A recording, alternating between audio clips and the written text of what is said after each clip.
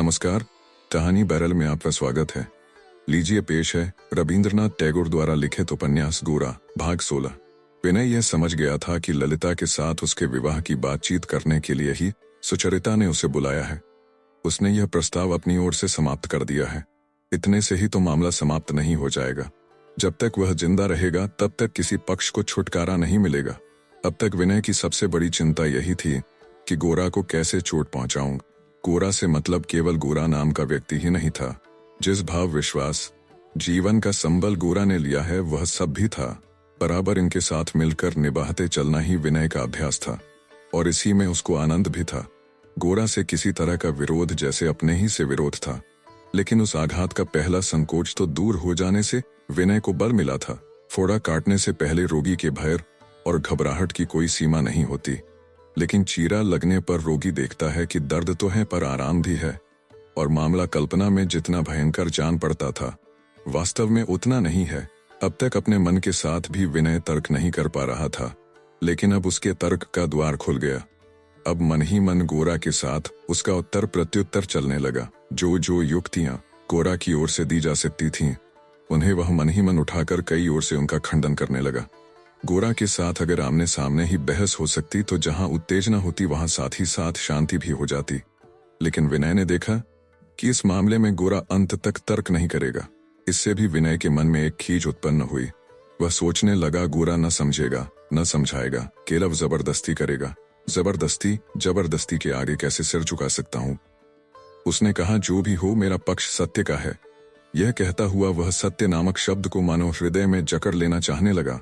गोरा के विरुद्ध एक बहुत प्रबल पक्ष खड़ा करने की जरूरत होगी, इसलिए बार बार विनय अपने मन को समझाने लगा कि सत्य ही उसका सबसे बड़ा संबल है। यहाँ तक कि उसके मन में इस बात से अपने ही प्रति बड़ी श्रद्धा उत्पन्न हुई कि उसने सत्य को ही अपना आश्रय मान लिया है।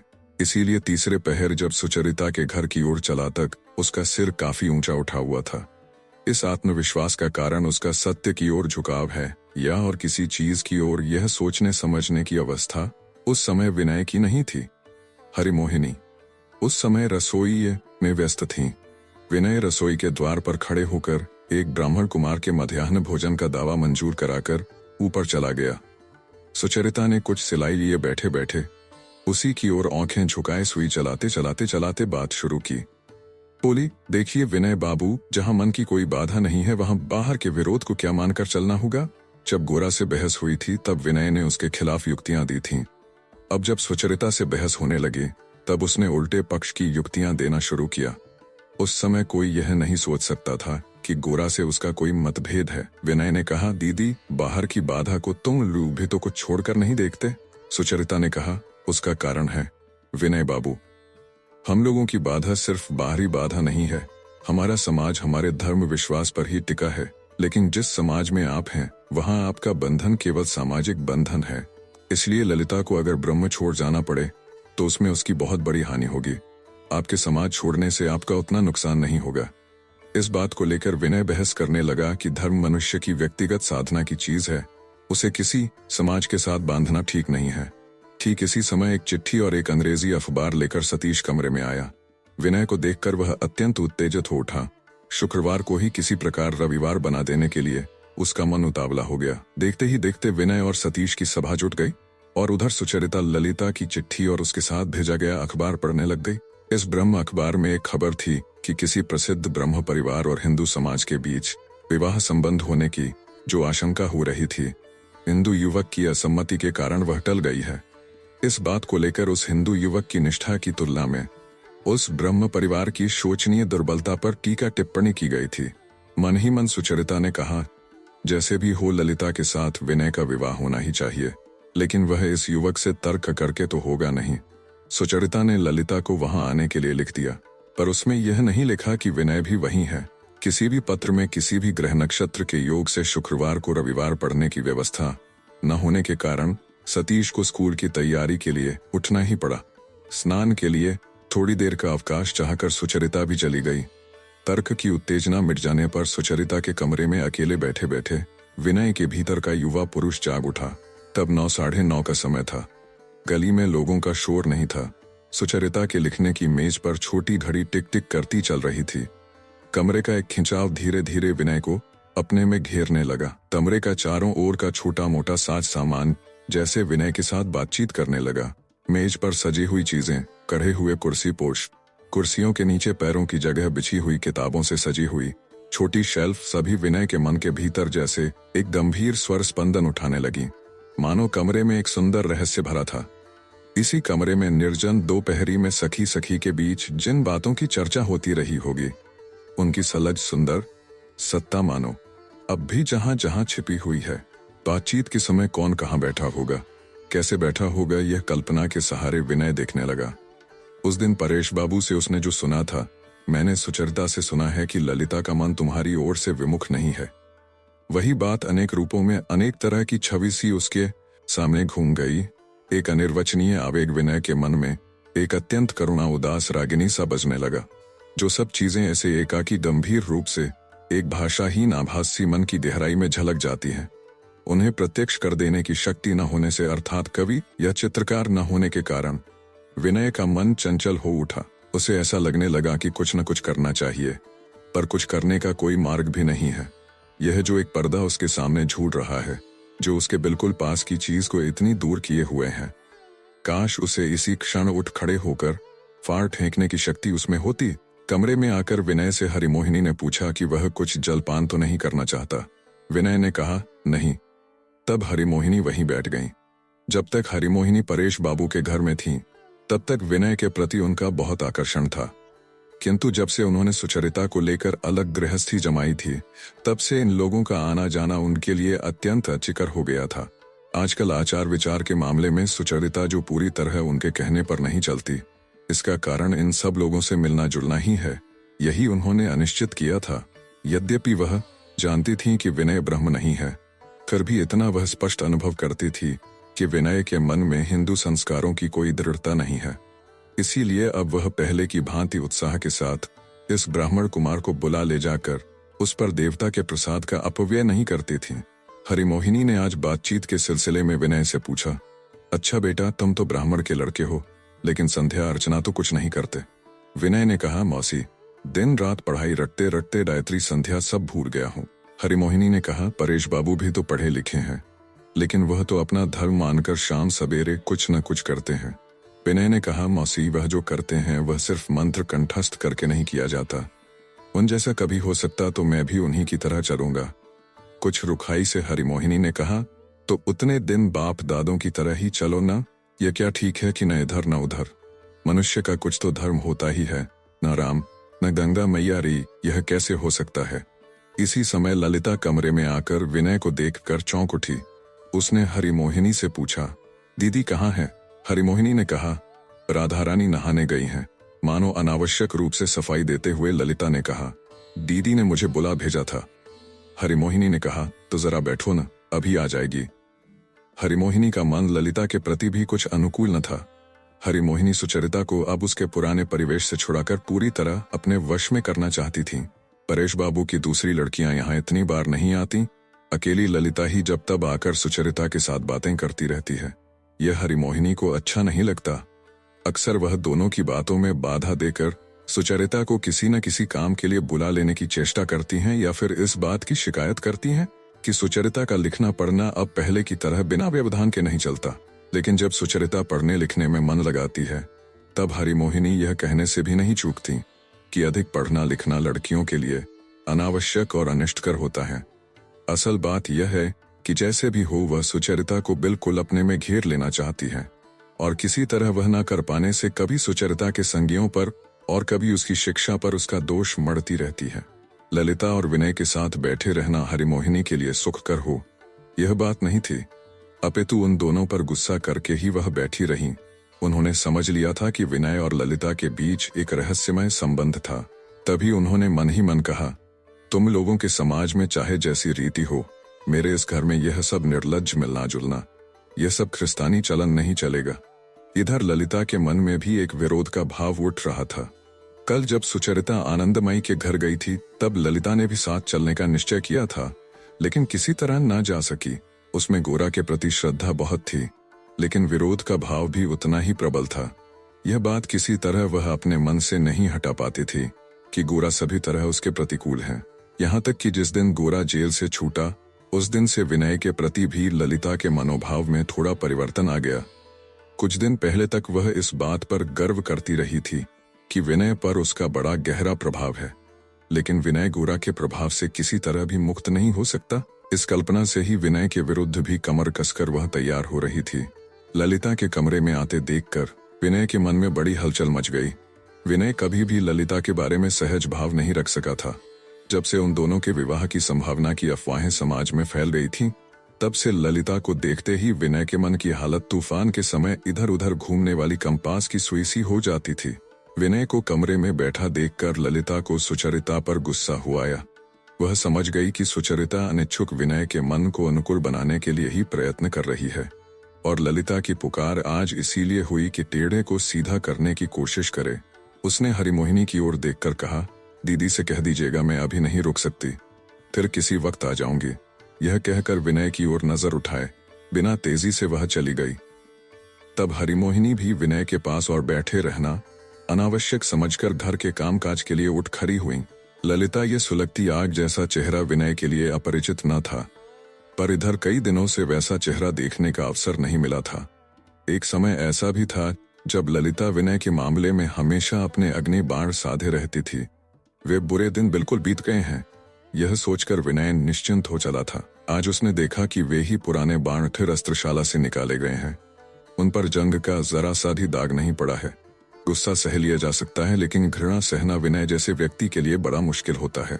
एक दिन ललिता ने उसे गोरा नाम के ग्रह का उपग्रह मात्र मानकर उसके प्रति कैसी तीव्र अवज्ञा दिखाई थी, वह विनय को याद हो आया। आज भी उसकी दुविधा के कारण ललिता उसे बिल्कुल कायर समझ रही होगी। इस कल्पना से वह भयाकुल हो उठा। ललिता उसकी कर्तव्य बुद्धि से उत्पन्न संकोच को उसका डरपोकन समझेगी, फिर भी इस बारे में अपनी ओर से दो बातें कहने का भी मौका उसे न मिलेगा, यह विनय को असह्य जान पड़ा। तर्क करने के अधिकार से वंचित कर दिया जाना विनय के लिए बहुत बड़ी सजा थी, क्योंकि वह जानता था कि तर्क वह बहुत अच्छा कर सकता है। सुलझाकर अपनी बात कहने और किसी एक पक्ष का समर्थन करने की उसमें असाधारण क्षमता है, लेकिन जब भी ललिता ने उससे लड़ाई की है उसे दलीलें देने का मौका कभी नहीं दिया। आज भी उसे इसका मौका न मिलेगा। वह अखबार अभी वहीं पड़ा हुआ था। अपनी बेचैनी की हालत में विनय ने उसे अपनी ओर खींचकर देखा कि उसमें एक जगह पेंसिल का निशान लगा हुआ था। उसने वह अंश पढ़ा और समझ लिया कि उस सारी चर्चा और नीति उपदेश के लक्ष्य वही दोनों हैं। ललिता प्रतिदिन अपने समाज के लोगों से कितना अपमान पा रही है, यह वह स्पष्ट समझ सका। इस अपमान से उसकी रक्षा करने के लिए विनय कोई प्रयास नहीं कर रहा है और केवल समाज तत्व को लेकर तर्क की बारीकियां ढूंढने में व्यस्त है। ललिता जैसी तेजस्विनी नारी का इस कारण उसे उपेक्षा का पात्र समझना उसे उचित ही जान पड़ा। समाज की संपूर्ण उपेक्षा करने का ललिता ने कितना साहस है, यह याद करके और उस अभिमानिनी के साथ अपनी तुलना करके उसे शर्म आने लगी। स्नान करके और सतीश को भोजन खिलाकर स्कूल भेजकर सुचरिता जब विनय के पास आई तब वह उदास बैठा हुआ था। सुचरिता ने पहली बात फिर नहीं उठाई। विनय बिना मुंह हाथ धोए और कुल्ला किए ही भोजन करने बैठ गया। हरिमोहिनी ने कहा, अच्छा बेटा, तुम तो हिंदुओं का कोई नियम ही नहीं मानते हो, तब फिर तुम्हारे ब्रह्म हो जाने में ही क्या बुराई थी। मन ही मन विनय ने कुछ आहत होकर कहा, जिस दिन समझ लूं कि हिंदूपन का मतलब सिर्फ खान पान और छुआछूत के निरर्थक नियम ही हैं, उस दिन चाहे ब्रह्म, चाहे ख्रिस्तान, चाहे मुसलमान कुछ भी हो जाऊंगा। लेकिन अभी हिंदुत्व पर इतनी अश्रद्धा नहीं हुई है। जब विनय सुचरिता के घर से चला तब उसका मन बहुत ही अशांत था, मानो चारों ओर से धक्के खाता हुआ वह एक निराश्रय शून्य में आ गिरा था। इधर गोरा के निकट अपना पुराना स्थान पाना उसके लिए कठिन हो गया था, उधर ललिता भी उसे दूर धकेल दे रही थी। यहाँ तक कि हरिमोहिनी के साथ उसका अपनेपन का संबंध भी इतने कम समय में ही विच्छिन्न होने लगा था। वरदा सुंदरी एक समय उससे आंतरिक स्नेह करती थीं। परेश बाबू अब भी उससे स्नेह करते हैं, लेकिन स्नेह के बदले में उनके घर में उसने ऐसी अशांति ला दी है कि अब वहां भी उसके लिए जगह नहीं रही। जिनसे उसे प्रेम है उनकी श्रद्धा और प्यार के लिए विनय हमेशा लालायित रहता है। उसे कई प्रकार से अपनी ओर खींचने की शक्ति भी उसमें बहुत है। वही विनय आज अचानक अपनी चिर अभ्यस्त प्रीति की लीक से कैसे हट गया, यही बात वह मन ही मन सोचने लगा। सुचरिता के घर से बाहर निकलकर अब वह कहाँ जाए, यही वह सोच नहीं पा रहा है। एक समय था जब वह बिना कुछ सोचे सहज ही गोरा के घर की ओर चल पड़ता था, लेकिन वहां जाना आज उसके लिए पहले जैसा सहज स्वाभाविक नहीं रहा। यदि जाएगा भी तो गोरा के सामने उपस्थित होकर उसे चुप ही रहना होगा। वह नीरवता उससे नहीं सही नहीं जाएगी। इधर परेश बाबू के घर का द्वार भी उसके लिए खुला नहीं है। यह मैं कैसे और क्यों अस्वाभाविक स्थिति में आ पड़ा। सिर झुकाए यह सोचता हुआ धीरे धीरे विनय चलता रहा। हेदुआ तालाब के पास आकर वह एक पेड़ के नीचे बैठ गया। अब तक उसके जीवन में जो भी छोटी बड़ी समस्या आ खड़ी हुई है, उसने अपने बंधु के साथ उसकी चर्चा करके उसका कुछ न कुछ समाधान कर लिया है। पर आज वह मार्ग खुला नहीं है। आज उसे अकेले ही सोचना होगा। विनय में आत्मविश्लेषण की शक्ति की कमी नहीं है। सारा दोष बाहर की घटनाओं पर मरकर खुद छुट्टी पा लेना उसके लिए सहज नहीं है। अकेले बैठकर उसने अपने को ही उत्तरदायी ठहराया। मन ही मन उसने कहा, माल भी रखूंगा और उसका दाम भी न दूंगा। ऐसी चतुराई दुनिया में नहीं चल सकती। कोई एक चीज चुन लेना चाहते ही किसी दूसरी का त्याग करना ही होता है। जो व्यक्ति मन कड़ा करके किसी एक को छोड़ नहीं पाता है, उसकी मेरे जैसी गति होती है। वह सभी कुछ खो देता है। दुनिया में जो लोग अपने जीवन का रास्ता सख्त होकर चुन सकते हैं, वे ही निश्चिंत हो पाते हैं। जो अभागे यह मार्ग भी पकड़ना चाहते हैं और वह मार्ग भी छोड़ना नहीं चाहते, जो अपने को किसी से भी वंचित नहीं कर सकते, वे अपनी मंजिल से भी भटक जाते हैं। केवल राह के कुत्ते की तरह मारे मारे फिरते हैं। रोग का निदान करना कठिन है, लेकिन निदान हो जाने से ही उसका इलाज सहज हो जाता हो, यह बात भी नहीं है। विनय की समझने की शक्ति बड़ी तीव्र थी। कुछ करने की शक्ति का ही उसमें अभाव था। इसीलिए वह अब तक अपने से अधिक प्रबल इच्छा शक्ति वाले अपने बंधु पर निर्भर करता आया था। अंत में अत्यंत मुसीबत में पड़कर ही आज उसने सहसा पहचाना कि अपनी इच्छा शक्ति न रहने पर भी छोटे मोटे काम तो किसी तरह उधार पर चला लिए जा सकते हैं, लेकिन असली जरूरत के समय दूसरे का हवाला देकर काम नहीं चलाया जा सकता। सूर्य की ओट में जाने से जहां अब तक छाया थी वहां धूप आ गई। तब वह पेड़ के नीचे से उठकर फिर सड़क पर आ गया। थोड़ी दूर जाते ही सहसा उसने पुकार सुनी, विनय बाबू, विनय बाबू। और क्षण भर बाद ही सतीश ने आकर उसका हाथ पकड़ लिया। उस समय वह स्कूल से घर लौट रहा था। सतीश ने कहा, चलिए विनय बाबू, मेरे साथ घर चलिए। विनय ने कहा, यह कैसे हो सकता है सतीश बाबू? सतीश ने कहा, क्यों नहीं हो सकता? विनय बोला, ऐसे बार बार जाने से तुम्हारे घर के लोग मुझसे ऊब नहीं जाएंगे? सतीश ने विनय की इस दलील को जवाब देने लायक भी नहीं समझा। बोला, नहीं, चलिए। विनय का उसके परिवार के लोगों के साथ जो संबंध है, उसमें कितनी बड़ी क्रांति हो गई है। बालक सतीश यह सब कुछ नहीं जानता। वह तो केवल विनय से स्नेह करता है। विनय का हृदय यह बात सोचकर अत्यंत विचलित हो उठा। उसके लिए परेश बाबू के परिवार ने जिस स्वर्गलोक की सृष्टि की थी, उसमें केवल इस बालक के आनंद की ही संपूर्णता अक्षुण्ण है। इस प्रलय के दिन में भी उसके मन पर किसी संदेह के बादल की छाया नहीं पड़ी है। समाज के किसी वार ने उसमें कोई दरार नहीं डाली है। सतीश के गले में बाह डालते हुए विनय ने कहा, चलो भाई, तुम्हें तुम्हारे घर के दरवाजे तक तो पहुंचाऊं। सतीश को बाह से घेर कर विनय जैसे सुचरिता और ललिता के उस स्नेह और दुलार के माधुर्य को स्पर्श कर रहा था, जो सतीश के जीवन में शिशुकाल से ही वंचित होता रहा होगा। सतीश सारे रास्ते जो बहुत सी बेसिर पैर की बातें करता रहा, वे विनय के कानों को बहुत मीठी लगीं। उस बालक के मन की सरलता के संपर्क में वह अपने जीवन की जटिल समस्या को थोड़ी देर के लिए बिल्कुल भुला पाने में समर्थ हुआ। परेश बाबू के घर के आगे से ही सुचरिता के घर का रास्ता था। रास्ते से ही परेश बाबू के घर की निचली मंजिल का बैठने का कमरा दिखता था। विनय उस कमरे के सामने आते ही बार बार उधर देखे बिना न रह सका। उसने देखा मेज के सामने परेश बाबू बैठे हुए हैं, कुछ कह रहे हैं या नहीं, यह वह न समझ सका। ललिता की ओर पीठ किए परेश बाबू की कुर्सी के पास बेंत के एक छोटे मूढ़े पर छात्र सी चुपचाप बैठी हुई थी। सुचरिता के घर से लौटने पर ललिता का हृदय जिस क्षोभ से असह्य रूप से व्याकुल हो उठा था, उसका निवारण करने का कोई उपाय वह न जानती थी। इसीलिए ललिता धीरे धीरे आकर परेश बाबू के पास बैठ गई थी। परेश बाबू में एक ऐसी शांति झलकती थी कि बेचैन ललिता अपनी चंचलता का दमन करने के लिए बीच बीच में उनके पास आकर चुपचाप बैठी रहती थी। परेश बाबू पूछ बैठते, क्या है ललिता? तो ललिता उत्तर देती, कुछ नहीं बाबा, तुम्हारा यह कमरा बड़ा ठंडा जो है। ललिता उनके पास आज घायल हृदय लेकर आई है। यह परेश बाबू स्पष्ट समझ गए थे। स्वयं उनके भीतर भी एक वेदना टीस रही थी। इसीलिए उन्होंने धीरे धीरे ऐसी बातें छेड़ दी थीं, जिनसे व्यक्तिगत जीवन के छोटे सुख दुख का भार हल्का हो जाए। विनय बाप बेटी की इस एकांत बातचीत का दृश्य देखकर क्षण भर के लिए ठिठक गया। सतीश क्या कह रहा था, जैसे उसने यह सुना ही नहीं। उस समय सतीश ने उससे युद्ध विद्या के बारे में एक बड़ा कठिन प्रश्न पूछा था। अगर बहुत से बाघ पकड़कर बहुत दिनों तक उन्हें सिखाया जाए और फिर अपनी सेना की अग्रिम पंक्ति में रखकर युद्ध किया जाए तो क्या विजय निश्चित न होगी? यही उसका प्रश्न था। उन दोनों का प्रश्नोत्तर अब तक बिना बाधा के होता रहा था। अब अचानक बाधा का अनुभव करके सतीश ने विनय के चेहरे की ओर देखा। फिर विनय की दृष्टि का अनुसरण करते हुए परेश बाबू के कमरे की ओर देखते ही चिल्ला उठा, ललिता दीदी, ये देखो, मैं विनय बाबू को रास्ते से पकड़ लाया हूँ। विनय पसीना पसीना हो उठा। कमरे में बैठी ललिता पल भर में मूढ़े से उठ खड़ी हुई और परेश बाबू ने मुड़कर रास्ते की ओर देखा। विनय बड़े असमंजस में पड़ गया। विनय ने सतीश को विदा देकर परेश बाबू के घर में प्रवेश किया। उनके कमरे में पहुंचकर उसने देखा ललिता चली गई थी।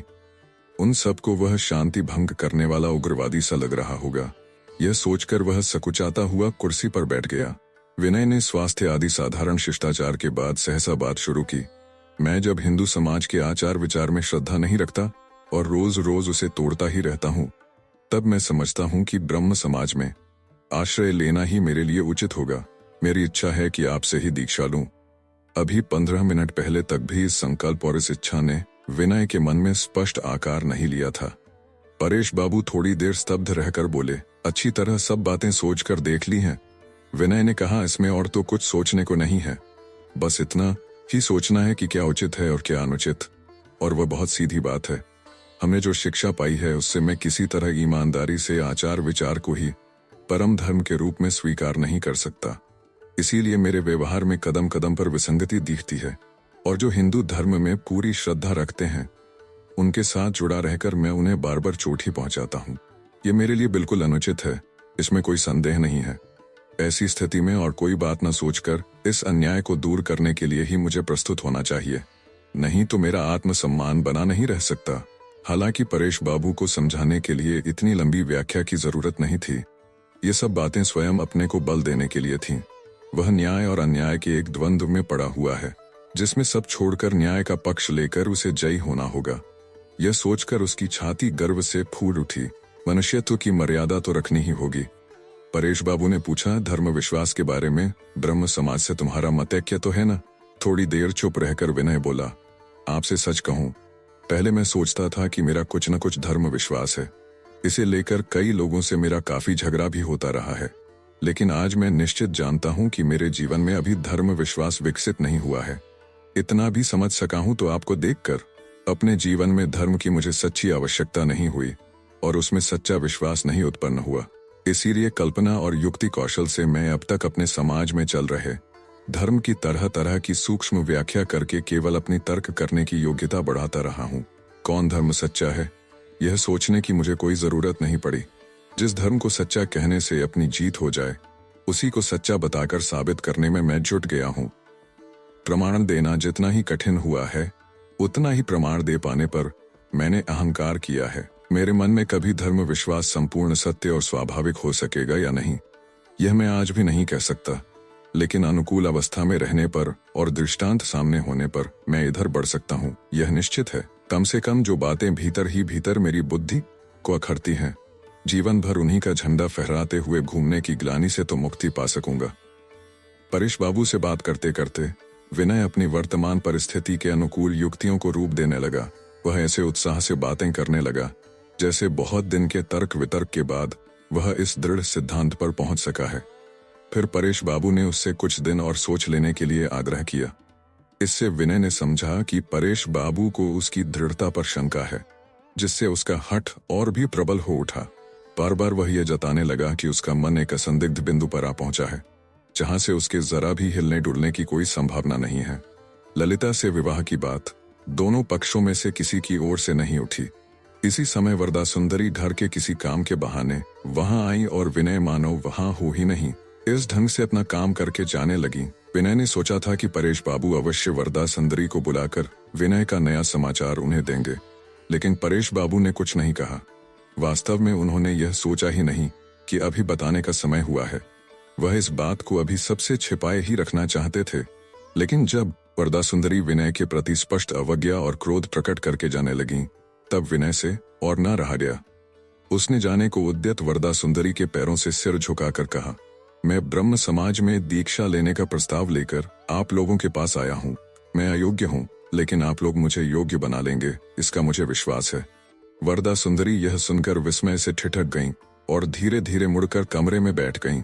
जिज्ञासु दृष्टि से उन्होंने परेश बाबू के मुंह की ओर देखा। परेश बाबू बोले, विनय दीक्षा ग्रहण करने के लिए अनुरोध कर रहे हैं। वरदा सुंदरी के मन में यह सुनकर विजय का गर्व तो उदित हुआ, लेकिन संपूर्ण आनंद नहीं हुआ। भीतर ही भीतर उनकी यह इच्छा थी कि अब की बार परेश बाबू को एक अच्छा सबक मिल जाए। स्वामी को भी भारी अनुताप भोगना होगा। उन्होंने यह भविष्यवाणी बार बार बहुत जोर देकर की थी। इसीलिए यह देखकर कि सामाजिक आंदोलन से परेश बाबू कुछ विचलित नहीं हो रहे हैं, मन ही मन वह अधीर भी हो रही हैं। अब सारे संकट का सुचारू रूप से समाधान हो जाएगा, यह बात उनके लिए बहुत अधिक प्रीतिकर नहीं थी। गंभीर चेहरा बनाकर उन्होंने कहा, दीक्षा का यह प्रस्ताव यदि कुछ दिन पहले ही आ गया होता तो हमें इतना दुख और अपमान न सहना पड़ता। परेश बाबू ने कहा, हमारे दुख, कष्ट और अपमान की तो कोई बात नहीं हो रही है। विनय दीक्षा लेना चाहते हैं। वरदा सुंदरी बोल उठी, सिर्फ दीक्षा? विनय ने कहा, अंतर्यामी जानते हैं कि आपका दुख अपमान सब मेरा भी है। परेश बाबू ने कहा, देखो विनय, तुम जो धर्म की दीक्षा लेना चाहते हो उसकी जिम्मेदारी दूसरों पर न डालो। मैं तुम्हें पहले भी कह चुका हूँ, हम लोग किसी सामाजिक संकट में पड़ रहे हैं। ऐसा सोचकर तुम कोई भारी जिम्मेदारी अपने सिर पर ना लेना। वरदा सुंदरी ने कहा, सो तो ठीक है, किंतु मैं यह भी कहूंगी कि हम सबको जाल में फंसाकर चुप बैठे रहना भी उनका कर्तव्य नहीं है। परेश बाबू ने कहा, चुप न बैठकर चंचल हो उठने से तो फंदे में और भी गांठें पड़ सकती हैं। कुछ करने को ही कर्तव्य कहा जाए यह जरूरी नहीं है। कुछ न करना ही कई बार सबसे बड़ा कर्तव्य होता है। वरदा सुंदरी ने कहा, वह होगा। मैं तो निर्बुद्धि हूँ, अच्छी तरह सब बात नहीं समझ सकती। अब तय क्या हुआ, यह सुनकर चली जाना चाहती हूँ, मुझे बहुत काम है। विनय ने कहा, परसों रविवार को मैं दीक्षा लूंगा। मेरी इच्छा है कि परेश बाबू। एकाएक विनय का मन डूब गया। नियमानुसार ब्रह्म समाज में आवेदन करने जैसी तो उसके मन की हालत नहीं थी। विशेषतया जिस ब्रह्म समाज में ललिता की बात को लेकर उसकी इतनी चर्चा हो चुकी थी, वह किस मुंह से किन शब्दों में चिट्ठी लिखेगा। जब वह चिट्ठी ब्रह्म समाज पत्रिका में प्रकाशित होगी तब कैसे वह सिर उठा सकेगा। वह चिट्ठी गोरा पड़ेगा, आनंदमयी पड़ेंगी। उसके साथ और कोई इतिहास तो नहीं दिया जाएगा। उसमें केवल इतनी बात प्रकाशित की जाएगी कि विनय का मन अचानक ब्रह्म में दीक्षा लेने के लिए बेचैन हो उठा है। सच बात उतनी ही तो नहीं है। उसे और बहुत कुछ के साथ मिलाकर ना देखने से विनय के लिए तो कहीं कुछ छिपाने का स्थान न रहेगा। वरदा सुंदरी विनय को चुप रहते देखकर डरी, बोली, वह ब्रह्म समाज में तो किसी को पहचानते नहीं, हमको ही सब बंदोबस्त कर देना होगा। मैं आज ही अभी पानू बाबू को बुला भेजती हूँ। अब तो समय भी अधिक नहीं है, परसों ही तो रविवार है। इसी समय दिखाई दिया कि सुधीर कमरे के सामने से ऊपर की मंजिल की ओर जा रहा है। उसे पुकार कर वरदा सुंदरी ने कहा, सुधीर, विनय परसों ही हमारे समाज में दीक्षा लेंगे। सुधीर अत्यंत प्रफुल्लित हो उठा। मन ही मन वह विनय का बड़ा प्रशंसक था। विनय को ब्रह्म समाज में ले लिया जा सकेगा, यह सुनकर वह बहुत उत्साहित हुआ। विनय जैसी बढ़िया अंग्रेजी लिख सकता था, उसकी जैसी विद्या बुद्धि थी, उसे देखते उसका ब्रह्म समाज में शामिल न होना ही सुधीर को विनय के लिए असंगत जान पड़ता था। विनय जैसा व्यक्ति किसी तरह ब्रह्म समाज के बाहर रह ही नहीं सकता। इसका प्रमाण पाकर उसकी छाती फूल उठी। उसने कहा, लेकिन परसों रविवार तक ही कैसे सब हो सकेगा? बहुतों तो खबर ही नहीं पहुंच सकेगी। सुधीर चाहता था कि विनय की इस दीक्षा को एक उदाहरण के रूप में सर्वसाधारण के सम्मुख घोषित किया जाए। वरदा सुंदरी ने कहा, नहीं नहीं, रविवार तक सब हो जाएगा। सुधीर, तुम दौड़ कर जाओ, पानू बाबू को तुरंत बुला लाओ। सुधीर जिस अभागे के उदाहरण द्वारा ब्रह्म समाज की अजय शक्ति का सर्वत्र प्रचार करने की कल्पना से उत्तेजित हो रहा था, वह मन ही मन अपने को बहुत हीन अनुभव कर रहा था। जो चीज मन ही मन तर्क करते समय बिल्कुल मामूली दिखती थी, बाहर उसका चेहरा देखकर विनय व्याकुल हो उठा। पानू बाबू के बुलाए जाने पर विनय उठ खड़ा हुआ। वरदा सुंदरी ने कहा, जरा बैठो, पानू बाबू अभी आ जाएंगे, देर नहीं लगेगी। विनय ने कहा, नहीं, मुझे तो माफ कीजिए। किसी तरह वह इस वातावरण से निकलकर खुले में सारी बात शांतिपूर्वक सोचने का अवसर पा लेना चाहता था। विनय के उठते ही परेश बाबू भी उठ खड़े हुए और उसके कंधे पर हाथ रखते हुए बोले, विनय, जल्दबाजी में कुछ मत करो, शांति से स्थिर होकर सारी बात सोचकर देख लो। अपने मन को ठीक ठीक समझे, बिना जीवन के इतने बड़े मामले में कदम मत बढ़ाओ। मन ही मन वरदा सुंदरी ने पति के प्रति अत्यंत संतुष्ट होकर कहा, शुरू में तो कोई सोच समझकर काम करता नहीं, बवाल खड़ा कर देता है। फिर जब जान पर आती है तब कहता है बैठकर सोचो। तुम लोग आराम से बैठकर सोच सकते हो, लेकिन हमारी तो जान निकल रही है। विनय के साथ सुधीर भी सड़क पर आ गया।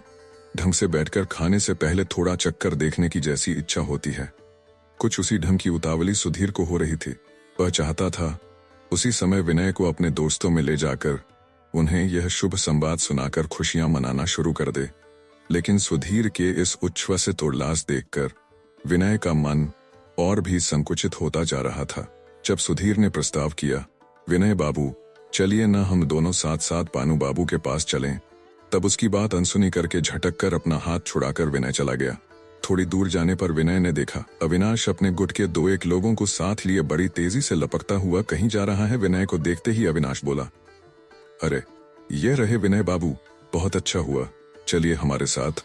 विनय ने पूछा, कहाँ जा रहे हो? अविनाश ने कहा, काशीपुर का बगीचा ठीक करने जा रहे हैं, वहीं गौर मोहन बाबू के प्रायश्चित की सभा होगी। विनय ने कहा, नहीं, मुझे अभी जाने की फुर्सत नहीं है। अविनाश ने कहा, यह कैसी बात कहते हैं, यह कितनी बड़ी बात है, आप क्या समझ सकते हैं? नहीं तो गौर मोहन बाबू क्या ऐसा अनावश्यक प्रस्ताव करते? आजकल के जमाने में हिंदू समाज को अपनी ताकत दिखानी होगी। गौर मोहन बाबू के प्रायश्चित से देश के लोगों के मन में क्या कोई मामूली हलचल मचेगी? हम लोग देश विदेश के ब्राह्मण पंडित सभी को निमंत्रित करेंगे, इससे सारे हिंदू समाज पर बड़ा गहरा असर पड़ेगा। लोग समझ सकेंगे कि हम अभी जिंदा हैं, समझ सकेंगे कि हिंदू समाज मरने वाला नहीं है। किसी तरह अविनाश से छुटकारा पाकर विनय आगे बढ़ गया। हरान बाबू को बुलाकर जब वरदा सुंदरी ने उनसे सारी बात कही, तब थोड़ी देर वह गंभीर होकर बैठे रहे और फिर बोले, इस बारे में एक बार ललिता के साथ बातचीत कर लेना भी हमारा कर्तव्य है। हरान बाबू ने ललिता के आने पर अपनी गंभीरता की मात्रा को अंतिम स्वर तक चढ़ाकर कहा, देखो ललिता, तुम्हारे जीवन में एक बहुत बड़ी जिम्मेदारी का समय आ पहुंचा है। एक तरफ तुम्हारा धर्म है, दूसरी तरफ तुम्हारी प्रवृत्ति, दोनों में से तुम्हें एक मार्ग चुन लेना होगा। इतना कहने के बाद कुछ रुककर हरान बाबू ने ललिता के चेहरे पर आंखें गड़ा दी। हरान बाबू का ख्याल था कि उनकी इस न्यायाग्नि से दीप्त दृष्टि के सामने भीरुता कांप जाएगी, कपट राख हो जाएगा। उनकी यह तेजस्वी आध्यात्मिक दृष्टि ब्रह्म समाज की मूल्यवान संपत्ति है। ललिता ने कहा, तुमने सुना ही होगा, तुम्हारी अवस्था की ओर ध्यान देकर या जिस कारण से हो, विनय बाबू आखिर हमारे समाज में दीक्षा लेने को राजी हो गए हैं। यह बात ललिता ने पहले नहीं सुनी थी। सुनकर उनके मन पर क्या असर हुआ, यह उसने प्रकट नहीं होने दिया। उसकी आंखें चमक उठी, पर वह पत्थर की मूर्ति सी स्थिर बैठी रही। हरान बाबू कहते ही गए, परेश बाबू निश्चय ही विनय की इस मजबूरी से बहुत प्रसन्न हुए हैं, लेकिन वास्तव में इसमें प्रसन्न होने की कोई बात है या नहीं, इसका निश्चय तो तुम्ही को करना होगा। इसीलिए मैं आज ब्रह्म समाज के नाम पर तुमसे अनुरोध करता हूँ, अपनी उन्मत्त प्रवृत्ति को एक तरफ हटाकर और केवल धर्म की ओर नजर रखकर अपने हृदय से यह प्रश्न पूछो कि क्या इसमें प्रसन्न होने का वास्तविक कारण है। ललिता अब भी चुप रही। हरान बाबू ने समझा कि उनकी बातों का बड़ा असर हो रहा है। उन्होंने दुगने उत्साह के साथ कहा, दीक्षा, दीक्षा जीवन का कितना पवित्र मुहूर्त है, यह क्या आज मुझे बताना होगा? उस दीक्षा को कलुषित करना, सुख सुविधा या आसक्ति के लालच में पड़कर क्या हम ब्रह्म समाज को असत्य के पथ पर छोड़ देंगे? पाखंड को आदर पूर्वक अपने बीच बुला लेंगे? बोलो ललिता, ब्रह्म समाज की इस दुर्गति का इतिहास क्या तुम्हारे जीवन के साथ हमेशा के लिए जुड़ जाएगा? ललिता ने अब भी कुछ नहीं कहा, कुर्सी के हत्थे कसकर पकड़े हुए चुपचाप बैठी रही। हरान बाबू बोले, आसक्ति की शह से दुर्बलता मनुष्य पर कैसे दुर्निवार होकर हमला करती है, यह मैंने कई बार देखा है, और मनुष्य की दुर्बलता को कैसे क्षमा करना होता है वह भी मैं जानता हूँ। लेकिन जो दुर्बलता केवल अपने जीवन को नहीं, सैकड़ों हजारों लोगों के जीवन के सहारे की एकदम जड़ पर जाकर चोट करे, उसे क्या पल भर के लिए भी क्षमा किया जा सकता है? ललिता, तुम ही बताओ, उसे क्षमा करने का अधिकार क्या ईश्वर ने हमें दिया है? कुर्सी छोड़कर ललिता उठ खड़ी हुई, बोली, नहीं नहीं नहीं पानू बाबू, आप क्षमा न करें। सारी दुनिया के लोगों को आपके आक्रमण का ही अभ्यास हो गया है, शायद आपकी क्षमा हम सब के लिए बिल्कुल असह्य हो जाएगी। यह कहकर ललिता कमरे से चली गई। वरदा सुंदरी हरान बाबू की बातों से उद्विग्न हो उठी। वह किसी तरह भी विनय को छोड़ देना नहीं चाहती थी। हरान बाबू से उन्होंने बहुत अनुनय विनय की, किंतु सब बेकार। अंत में उन्होंने क्षुब्ध होकर उन्हें विदा किया। उनकी समस्या यह थी कि वह न तो परेश बाबू को अपने पक्ष में कर सकी और न हरान बाबू को ही। उन्होंने ऐसी अवस्था की कभी कल्पना भी नहीं की थी। एक बार फिर हरान बाबू के बारे में वरदा सुंदरी की राय बदलने का समय आ गया था। दीक्षा लेने का मामला जब तक विनय के सामने धुंधला सा ही दिखता था, तब तक वह बड़े जोर शोर से अपना संकल्प उगल कर रहा था। लेकिन जब उसने देखा कि उसके लिए उसे ब्रह्म समाज में आवेदन करना होगा और हरान बाबू से सलाह भी ली जाएगी, तब इस खुले प्रचार की विभीषिका से वह अत्यंत कुंठित हो उठा। वह कहाँ जाकर किसके साथ सलाह करे, यह नहीं सोच सका। आनंदमयी के पास जाना भी उसे असंभव जान पड़ा। सड़क पर घूमने की शक्ति भी उसमें नहीं थी। वह अपने सूने घर में जाकर ऊपर के कमरे में तख्तपोश पर लेट गया। शाम हो गई थी। नौकर अंधेरे में बत्ती लेकर आया तो विनय उसे मना करने ही जा रहा था कि नीचे से उसने पुकार सुनी, विनय बाबू, विनय बाबू। विनय की जान में जान आई, मानो मरुभूमि में प्यासे को पानी मिल गया। इस हालत में सतीश को छोड़कर दूसरा कोई उसे आराम न पहुंचा सकता। विनय की शिथिलता दूर हो गई। कहो भाई, सतीश कहता हुआ वह लपक कर बिस्तर से उठा और जूता पहने बिना ही तेजी से सीढ़ियां उतर गया। विनय ने देखा, नीचे सीढ़ियों के सामने छोटे आंगन में सतीश के साथ वरदा सुंदरी भी खड़ी है। फिर वही समस्या, वही चकचक। घबराया हुआ सा विनय सतीश और वरदा सुंदरी को ऊपर के कमरे में ले गया। वरदा सुंदरी ने सतीश से कहा, सतीश तू जा, थोड़ी देर जाकर वहां बरामदे में बैठ। सतीश के इस नीरस निर्वासन से दुखी होकर विनय ने उसे तस्वीरों वाली कुछ पुस्तकें निकाल कर दी और साथ के कमरे में बत्ती जलाकर बिठा दिया। वरदा सुंदरी ने जब कहा, विनय, ब्रह्म समाज में तुम तो किसी को जानते नहीं, एक चिट्ठी लिखकर तुम मुझे ही दे दो। मैं कल सवेरे स्वयं जाकर उसे मंत्री महाशय को देकर सब प्रबंध करा दूंगी, ताकि परसों रविवार को तुम्हारी दीक्षा हो जाए। तुम्हें और कोई चिंता नहीं करनी पड़ेगी। तब विनय कुछ उत्तर ही न दे सका। उनके आदेश के अनुसार उसने एक चिट्ठी लिखकर वरदा सुंदरी को दे दी। उसे इस बात की इच्छा थी कि जो भी हो, किसी एक ऐसे रास्ते पर चल पड़े जिस पर लौटने या दुविधा करने का कोई कारण ही न रहे। चलते चलते ललिता के साथ विवाह की बात का जिक्र भी वरदा सुंदरी ने कर दिया। वरदा सुंदरी के चले जाने पर विनय के हृदय में एक भारी वितृष्णा जाग उठी। यहाँ तक कि ललिता की स्मृति से भी उसके मन में एक बेसुरा राग गूंज गया। उसे ऐसा लगा कि वरदा सुंदरी की इस अशोभनीय हड़बड़ी में कहीं कहीं मानो सभी के प्रति उसकी श्रद्धा कम होने लगी। उधर वरदा सुंदरी ने घर पहुंचते ही सोचा कि आज वह ललिता को खुश कर सकेगी। ये उन्होंने निश्चय पूर्वक समझ लिया था कि ललिता विनय को चाहती है, इसीलिए तो उनके विवाह की बात को लेकर समाज में इतनी चर्चा थी। इसके लिए स्वयं को छोड़ वरदा सुंदरी और सभी को दोषी मानती थी। उन्होंने पिछले कुछ दिनों से ललिता से बोलना भी लगभग बंद कर दिया था। इसीलिए आज जब बात कहीं किनारे लगती दिख पड़ी, तब ललिता को यह जताकर कि ऐसा उन्हीं के कारण संभव हो सका, वह संधि करने को आतुर हो उठी। ललिता के बाप ने तो मिट्टी ही कर दिया था। ललिता खुद भी विनय को सीधा न कर सकी और पानू बाबू से भी तो कोई मदद नहीं मिली। अकेली वरदा सुंदरी ने ही सारी गुत्थी को सुलझा दिया। हाँ, 5 पुरुष जो नहीं कर सकते, एक अकेली औरत कर दिखाती है। लेकिन घर लौटकर वरदा सुंदरी ने सुना ललिता जल्दी ही सोने चली गई थी। उसकी तबीयत ठीक नहीं थी। मन ही मन वह हंसकर बोली, मैं अभी तबीयत ठीक किए देती हूँ। हाथ में बत्ती लिए अंधेरे शयन कक्ष में जाकर उन्होंने देखा, ललिता अभी सोई नहीं थी, एक तकिए के सहारे अध लेटी पड़ी थी। ललिता फौरन उठ बैठी और बोली, माँ, तुम कहाँ गई थी? उसका स्वर तीखा था। उसे यह खबर मिल चुकी थी कि माँ सतीश को लेकर विनय के घर गई थी। वरदा सुंदरी ने कहा, मैं विनय के यहाँ गई थी। क्यों? मन ही मन वरदा सुंदरी को गुस्सा आया। ललिता समझती है कि मेरा उससे कोई बैर है, अकृतज्ञ कहीं की। वह बोली, यह देखो क्यों। कहते हुए विनय की वह चिट्ठी उन्होंने ललिता की आंखों के सामने कर दी। चिट्ठी पढ़कर ललिता का मुंह लाल हो उठा। वरदा सुंदरी ने अपनी बहादुरी जताने के लिए बढ़ा चढ़ाकर कहा, यह चिट्ठी क्या विनय से सहज ही लिखाई जा सकी? वह दावे के साथ कह सकती है, यह काम और किसी से नहीं हो सकता था। ललिता दोनों हाथों से मुंह ढककर लेट गई। वरदा सुंदरी ने समझा, उनके सामने अपने हृदय का आवेग प्रकट करने में ललिता सकुचा रही है। वह कमरे से बाहर चली गईं। दूसरे दिन सबरे चिट्ठी लेकर ब्रह्म समाज के लिए तैयार होने पर उन्होंने देखा, वह चिट्ठी किसी ने फाड़कर टुकड़े टुकड़े कर दी है। तीसरे पहर सुचरिता परेश बाबू के पास जाने के लिए तैयार हो रही थी कि बैरे ने आकर खबर दी, एक बाबू आए हैं। कौन बाबू? विनय बाबू हैं। बैरे ने कहा, नहीं, बहुत गोरे लंबे चौड़े एक बाबू हैं। चौंक कर सुचरिता ने कहा, बाबू को ऊपर कमरे में लाकर बिठाओ। आज सुचरिता ने क्या कपड़े पहन रखे थे, कैसे पहन रखे थे, इसकी ओर अब तक ध्यान नहीं दिया था। अब शीशे के सामने खड़े होने पर उसे अपनी पोशाक बिल्कुल पसंद नहीं आई, लेकिन बदलने का समय भी कहाँ था। कांपते हाथों से औंचल और बाल इधर उधर से ठीक करके धड़कते हुए हृदय से सुचरिता बैठने के कमरे में पहुंची।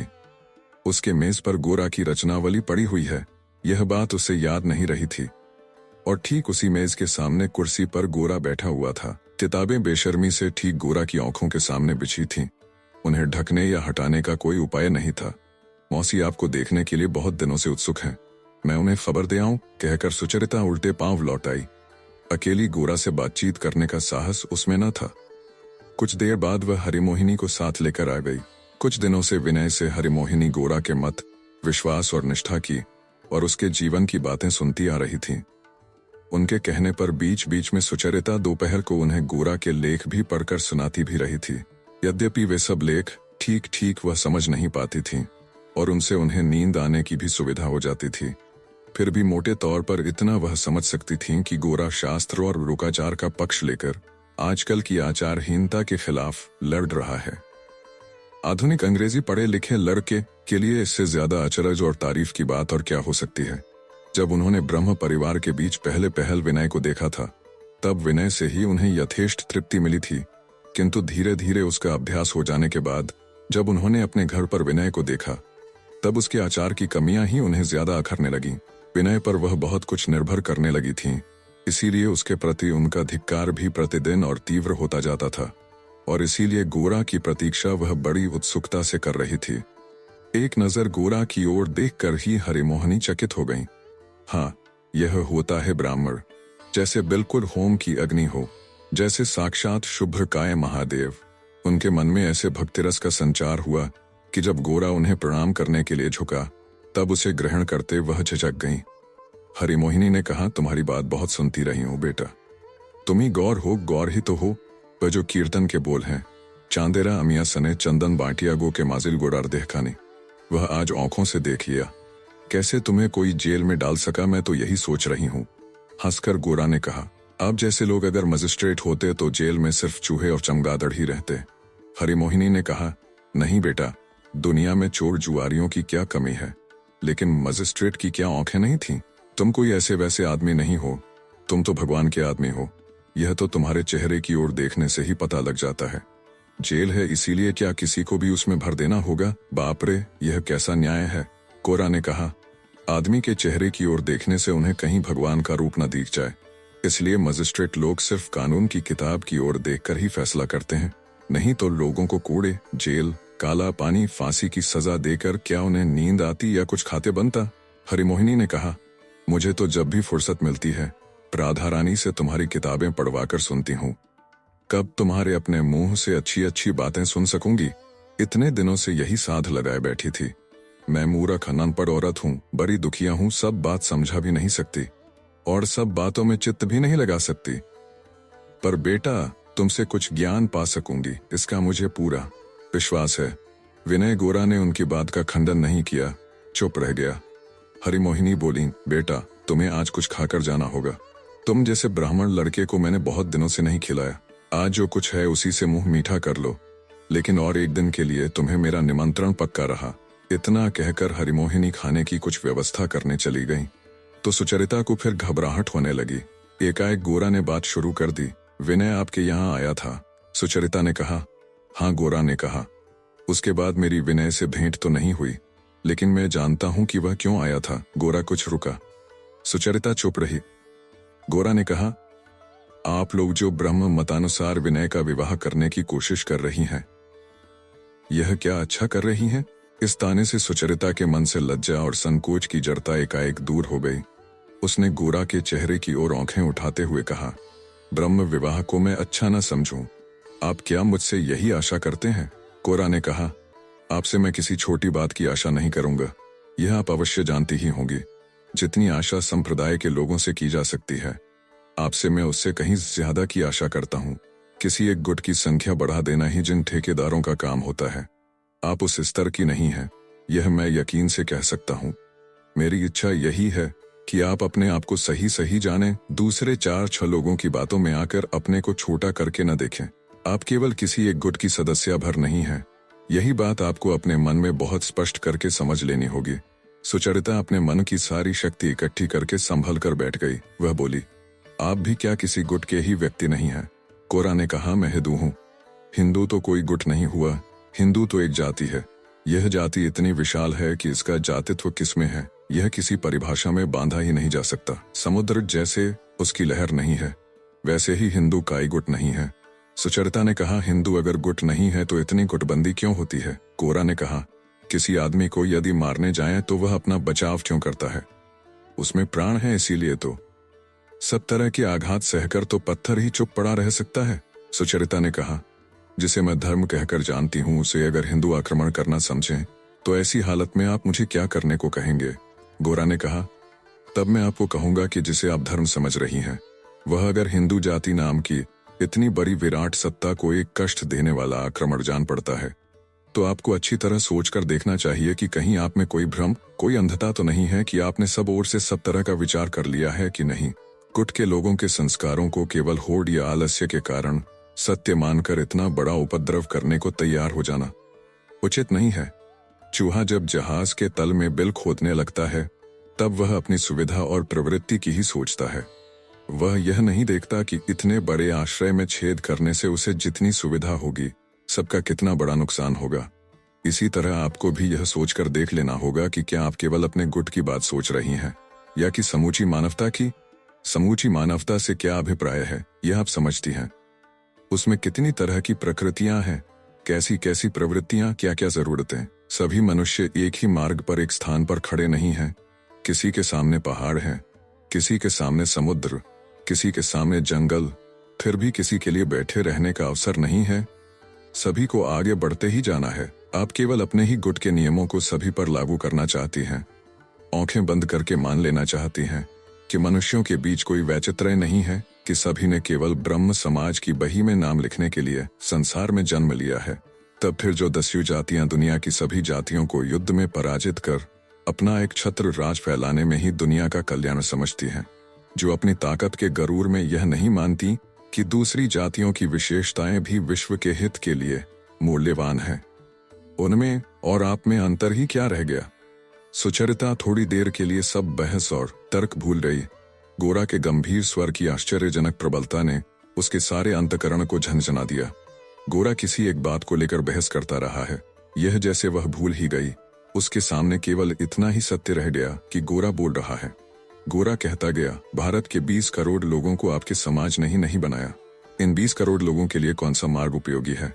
कौन सा विश्वास, कौन सा आचार उनकी भूख मिटाएगा, उन्हें शक्ति देगा? यह तय करने का भार जबरदस्ती अपने ऊपर लेकर इतने बड़े भारतवर्ष को आप क्यों एक सा सपाट समतल कर देना चाहती हैं? इस असंभव काम में जितनी अड़चन आती है उतना ही आप लोगों को सारे देश पर गुस्सा आता है, अश्रद्धा होती है। जितना ही आप जिनका हित करना चाहते हैं उससे अधिक घृणा करके उन्हें पराया बना देते हैं। फिर भी आप यह मानना चाहते हैं कि जिस ईश्वर ने मनुष्य को विचित्र ही बनाया है और विचित्र ही रखना चाहा है उसी की आप पूजा करते हैं।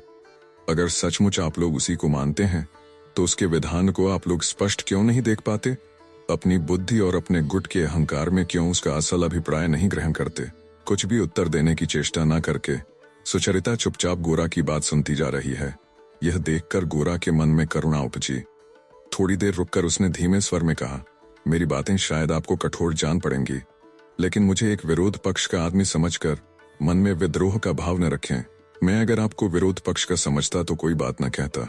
आपके मन में जो एक स्वाभाविक उदार शक्ति है वह गुट की सीमा में बंधी जा रही है, इससे मुझे दुख होता है। सुचरिता के चेहरे पर लाली फैल गई।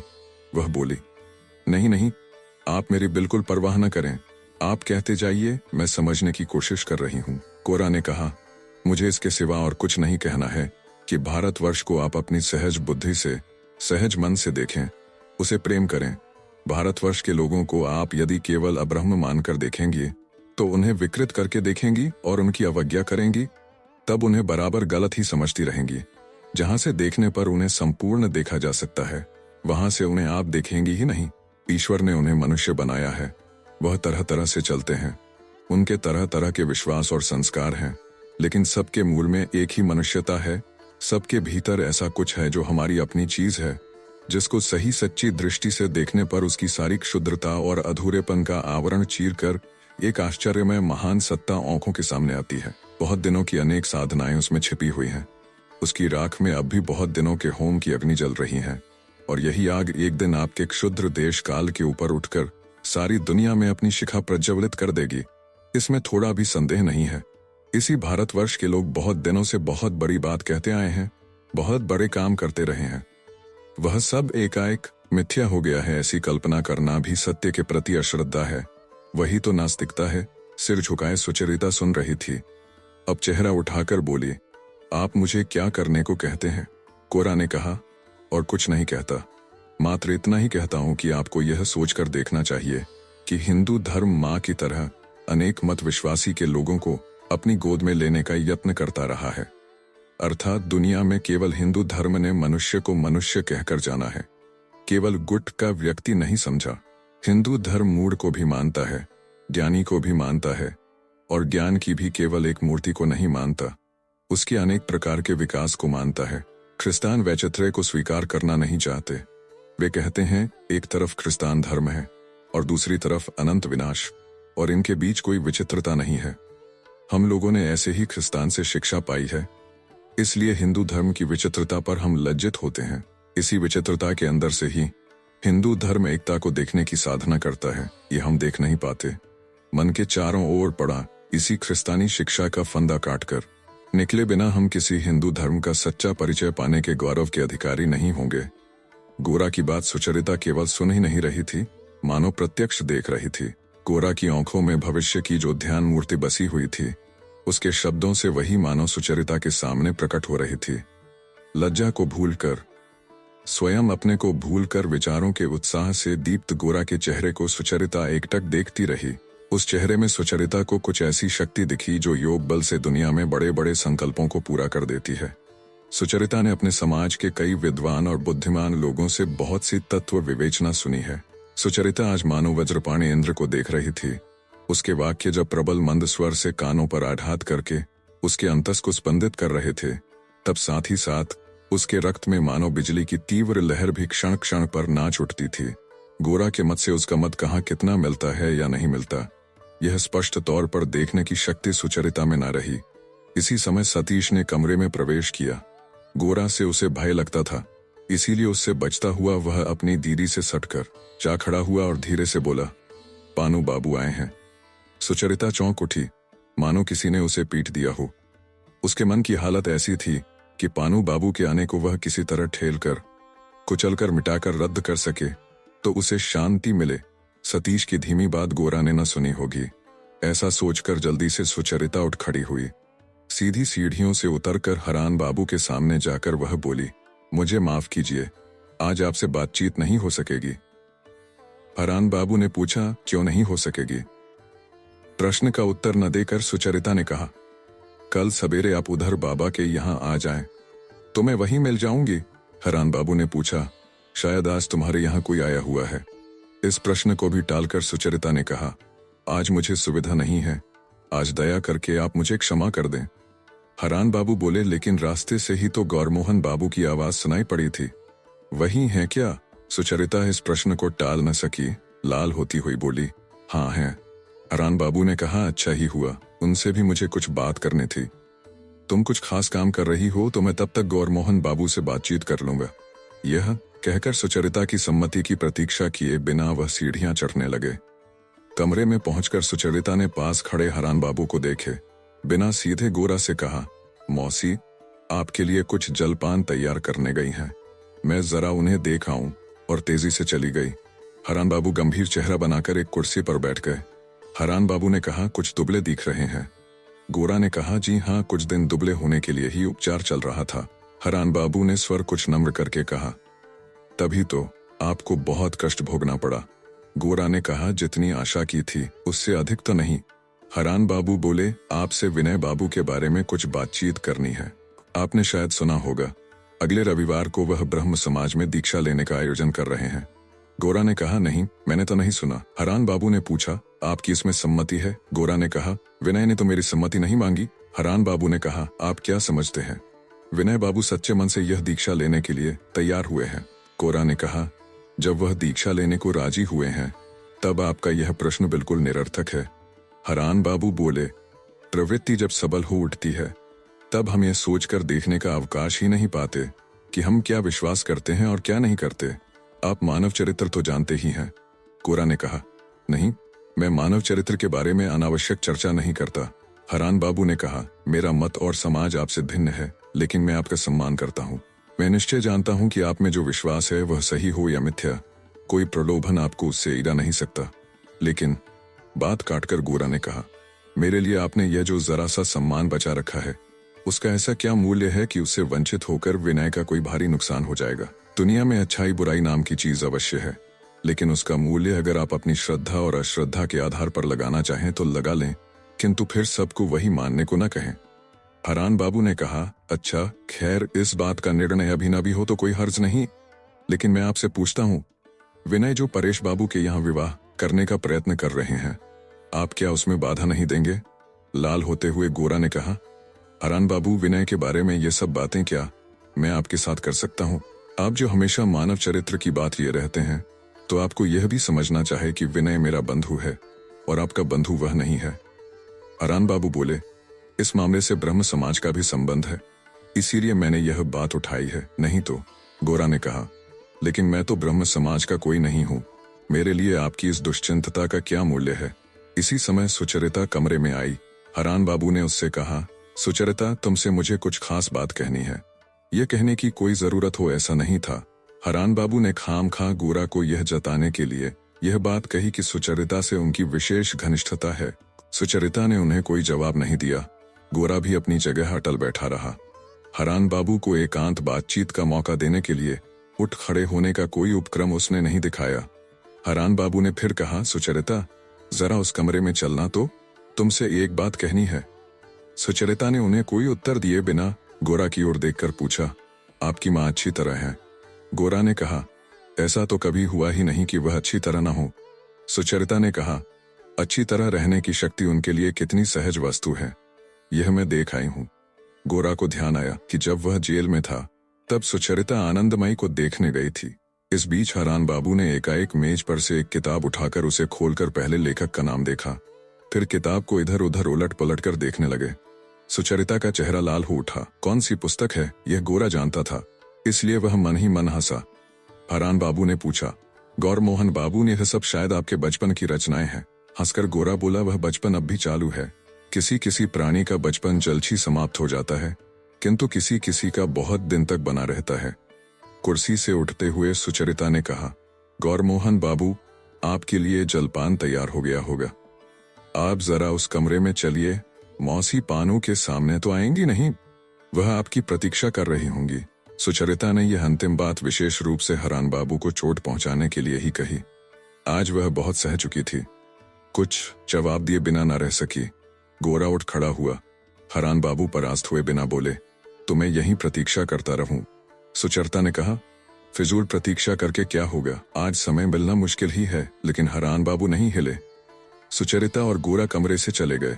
इस घर में गोरा को देखकर और उसके प्रति सुचरिता का व्यवहार लक्ष्य करके हरान बाबू का मन अस्त्र संभालता हुआ सतर्क हो उठा।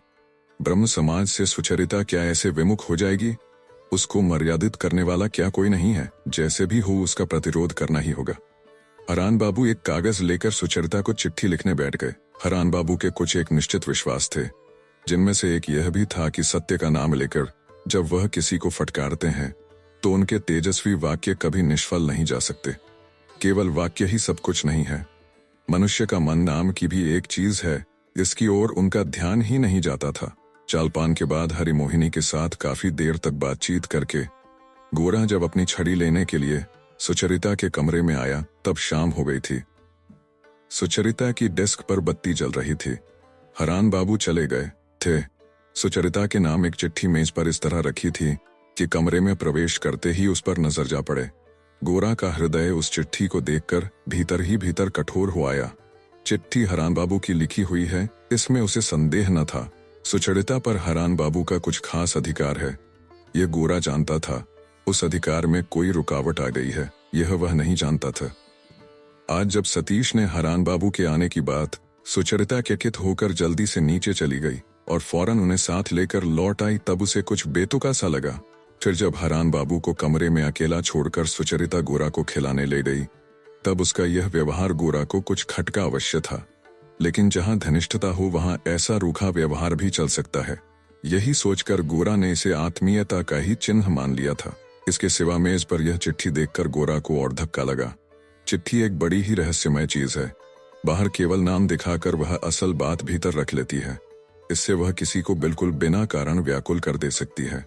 गोरा ने सुचरिता के चेहरे की ओर देखकर कहा, मैं कल आऊंगा। सुचरिता ने आंखें मिलाए बिना कहा, अच्छा। विदा लेते समय गोरा ने सहसा ठिठकर कहा, भारतवर्ष के सौरमंडल में ही तुम्हारा निश्चित स्थान है। तुम मेरे अपने देश की हो।